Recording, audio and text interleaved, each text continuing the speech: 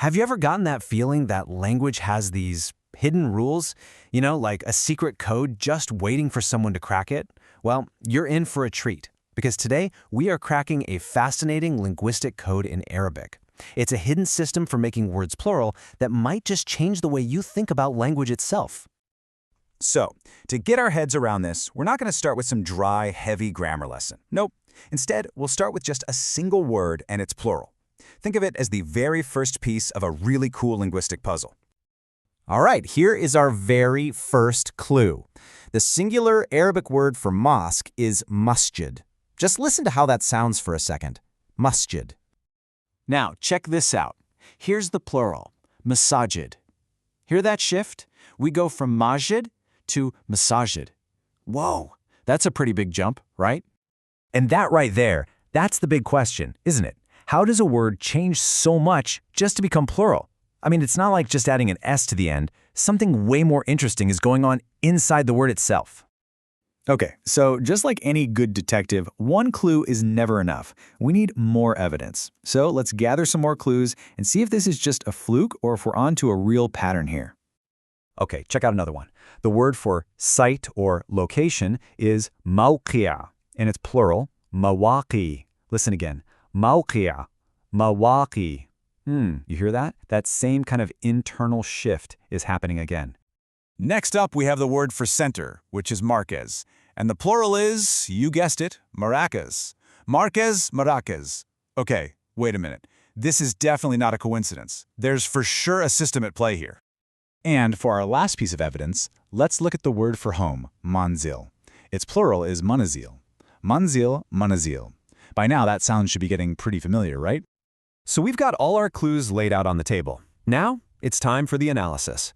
Looking at these pairs side by side, are you starting to see it? Is the pattern starting to jump out at you? Let's really zoom in here. For every single one of these pairs we've looked at, what part stays the same and what's actually changing? Take a really close look at the letters. So if you look really closely, a few things just pop out. First, you'll notice the core letters. The consonants that give the word its basic meaning, they all stick around. Second, they don't get jumbled up. Their order stays exactly the same. The real magic, the real transformation is happening with the vowels. They shift around, and this distinct ah sound gets inserted right near the beginning. Okay, this is it. We've got the singular words, we've got the plural words, and we've made our observations. It is time to put it all together. This is that aha moment, where the hidden pattern finally comes out into the light. So what we've been looking at actually has a name. It's called an internal pattern. And it's basically a system where plurals get formed not by sticking something on the end of a word, but by changing the vowels inside it. It's like the skeleton of the word stays the same, but it's remolded from within to create a brand new meaning. This table just lays it all out perfectly. Take masjid. You see the core letters, the root, are MSJD. Now, for the plural, those exact same letters are plugged into a whole new vowel template, masajid. And you can see it's the same for all of our examples. The consonants are kind of like pegs, and the plural form is like a new board with a different arrangement of holes for those pegs to slot right into. Pretty cool, huh?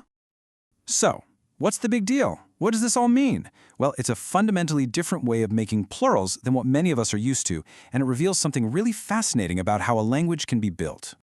Think about a language like English, right? We usually form plurals by adding a suffix. We take the word car, we slap an S on the end, and boom, you've got cars. The original word car is still there, totally intact. But in this Arabic pattern, the word itself is transformed from the inside out. Masjid doesn't just become masjids, no, it's completely reforged into masajids. There's this quote that just nails the idea perfectly. The building blocks of the word are rearranged to create new meaning. It isn't addition, it's reconstruction. And really, that's the whole shebang right there. In this system, plurals aren't just an afterthought tacked on at the end. They are built from within, woven right into the very fabric of the word itself. And this leaves us with a really fascinating question to chew on. This is about more than just grammar, It's about perspective.